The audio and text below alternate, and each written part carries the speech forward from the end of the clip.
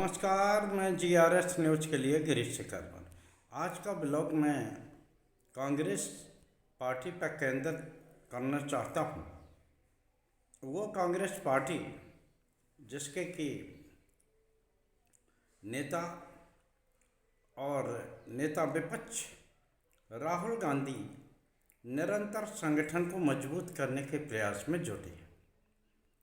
निश्चित तौर पर कोई भी राजनीतिक दल की पूरी शक्ति संगठन में ही निहित होती है।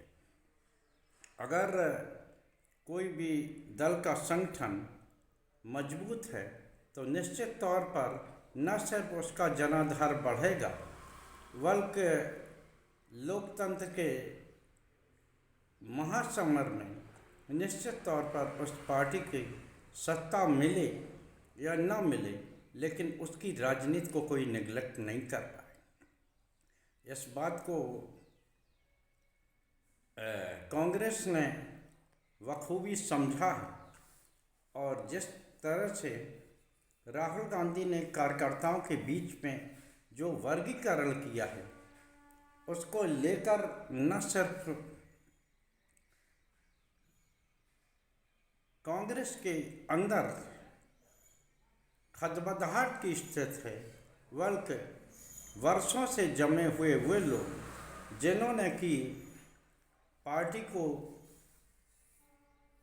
एक आसानी चारा बना रखा है, उन्हें बहुत तकलीफ होने वाली है। निश्चित तौर पर इस समय राहुल गांधी दो मोर्चों पर एक साथ लड़ाई लड़ रहे हैं। सत्ताधारी दल को सवालों में घेरने वाले राहुल गांधी निश्चित तौर पर सत्ताधारी दल के निशाने पर तो रहते ही। आप सभी लोग भूले नहीं होंगे कि किस प्रकार सत्ताधारी दल ने राहुल गांधी की छवि को खराब करने के लिए करोड़ों रुपए की राशि इस बात पर खर्च की थी। उनकी ट्रोल आर्मी हो या गोदी मीडिया के माध्यम से जिस प्रकार राहुल गांधी को उनकी छवि को धूल धूसरित करने का प्रयास किया गया। निश्चित तौर पर भारत जोड़ो यात्रा के बाद एक नए राहुल निखर कर आए हैं, जिनमें की जिम्मेदारी का भाव है और राजनीति को करने की एक समझ। तो सत्ताधारी दल से तो वो लड़ ही रहे हैं, क्योंकि वो उनकी नीतियों को, उनके नेतृत्व को कटघरे में खड़ा करते हैं। लेकिन अपने ही दल के लोग भी उनके खिलाफ हैं। वो इसलिए खिलाफ हैं कि वर्षों से जो लोग कांग्रेस के विभिन्न पदों पर काबिज, वो नहीं चाहते कि पार्टी मजबूत हो या पार्टी संगठन में उन जनाधार वाले नेताओं का कद बढ़े। इसलिए वो इस तरह के काम करते रहते हैं जिससे न सिर्फ कांग्रेस पार्टी कमज़ोर होती है, बल्कि इस प्रकार के उम्मीदवार लड़ाए जाते हैं जिससे कि विपक्षी दल मजबूत होता जाता है और पार्टी को लगातार झटका लगता जाता है।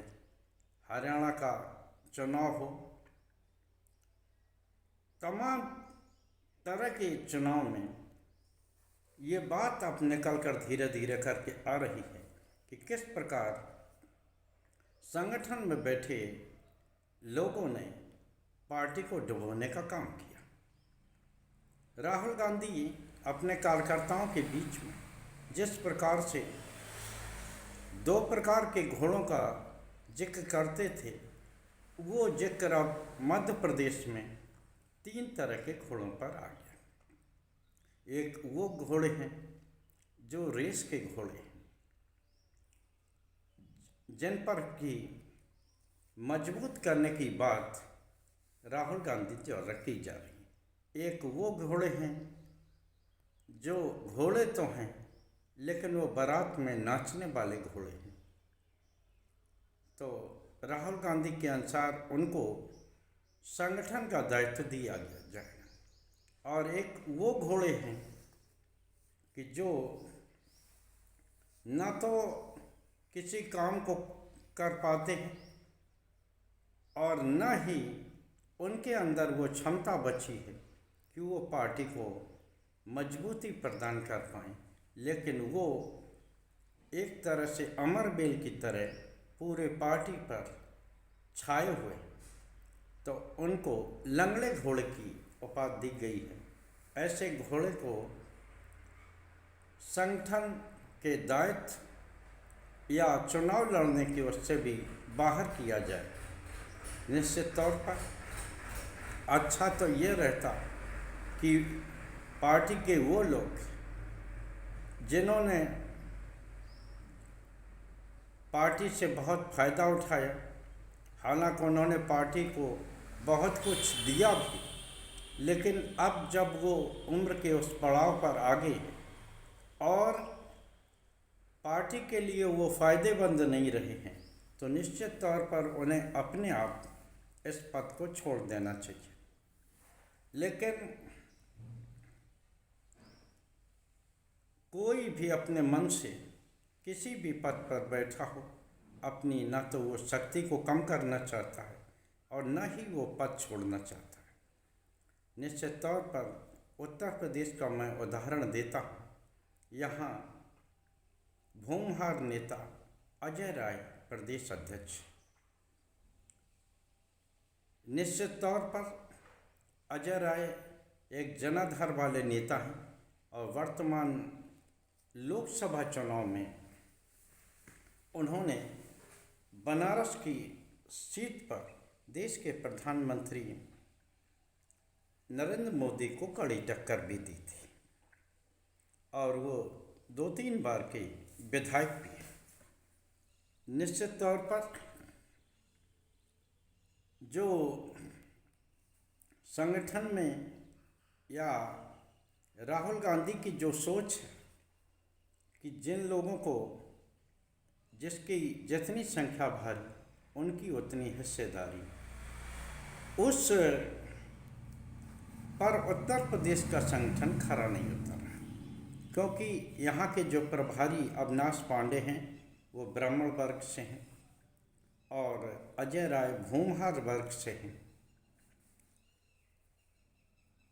तो निश्चित तौर पर जो राहुल गांधी की सोच है कि जो पिछड़ों, दलितों और अल्पसंख्यकों को संगठन में वरीयता मिले, उन्हें चुनाव लड़ने में वरीयता दी जाए, तो निश्चित तौर पर ये उत्तर प्रदेश का संगठन अभी उस दिशा में जाता हुआ नहीं दिख रहा।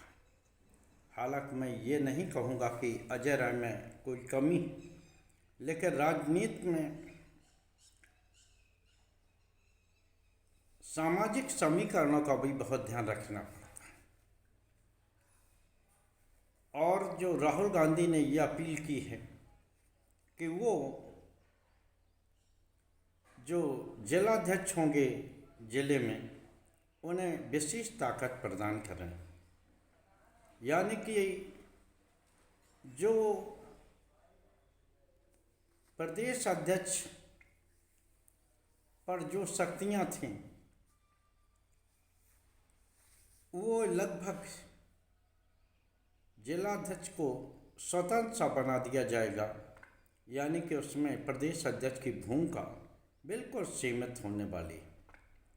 और यही वो कारण है कि संगठन में बैठे लोग ये नहीं चाहते कि उनकी शक्ति घटे या उनके रसूख में कोई कमी आए। हालांकि उत्तर प्रदेश में भी जो नियुक्तियों का क्रम अभी जारी है, शहर, नगर अध्यक्ष और जिला स्तर की समितियां बन रही हैं, निरंतर उन्हें प्रदेश स्तर से मान्यता मिलती जा रही है। लेकिन अभी हाल में ही पिछड़ा वर्ग में जो मनोज यादव का मनोनयन हुआ है, निश्चित तौर पर वो अजय राय के लिए ठीक नहीं है, क्योंकि मई माह में ही उन्होंने और प्रदेश प्रभारी अविनाश पांडे ने इन्हीं मनोज यादव को उनके पद से हटाया था। हालांकि उन्हें फिर से अब पिछड़ा वर्ग जो पिछड़ा विंग है कांग्रेस की, उसका चेयरमैन बनाया गया। तो निश्चित तौर पर ये असहज स्थिति अजय राय के लिए होगी। लेकिन चूंकि पार्टी नेतृत्व का ये प्रश्न है और उन्होंने ही मनोज यादव को इस पद को दिया है, तो न चाहते हुए भी अजय राय को ये स्वीकार करना पड़ा। मैंने जैसा आपको बताया कि प्रभारी और भूमहार, तो ये राहुल गांधी के क्राइटेरिया में फिट नहीं बैठते, क्योंकि जिस जाति गणना और जिसकी जितनी संख्या भारी उसकी उतनी हिस्सेदारी, अगर कांग्रेस या राहुल गांधी अपने संगठन में नहीं दे पाते हैं तो कौन है जो उनकी बात पर विश्वास करेगा। तो लिहाजा इसकी शुरुआत वो अपने ही संगठन से करें। इस बार का पूरा ध्यान इस समय कांग्रेस के जो मनोनीत लोग हैं, मनोनयन है संगठन में, उसमें इस बात की झलक मिलती है। लेकिन जैसा मैंने आपको बताया कि रेस के घोड़े, बाराती घोड़े और लंगड़े घोड़ों के मध्य इतना संघर्ष चल रहा है, क्योंकि वर्षों से लगे वो नेता जिन्होंने की पार्टी से फ़ायदा उठाया, लेकिन अब वो पार्टी को मजबूत करने की स्थिति में नहीं है। और वो बाराती घोड़े जिन्होंने कि काफ़ी फ़ायदा उठाया, लेकिन अब वो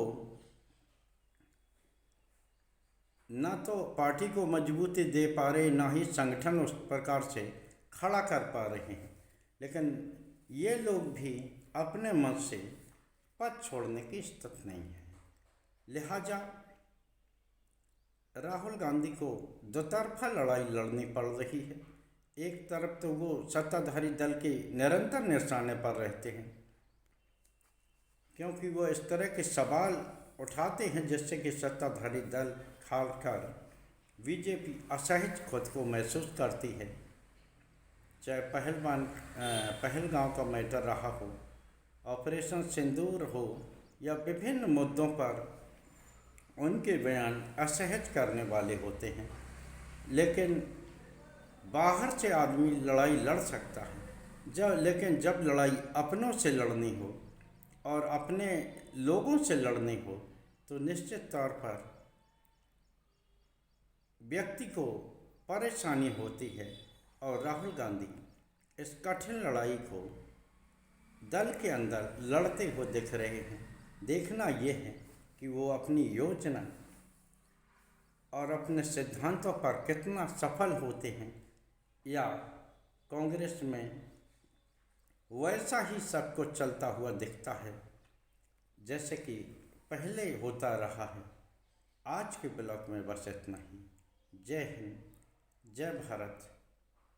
आपसे फिर से निवेदन है कि आप हमारे इस छोटे से चैनल को प्यार दें, शेयर करें और कमेंट करके हमारी हौसला अफजाई करें। जय हिंद, जय भारत।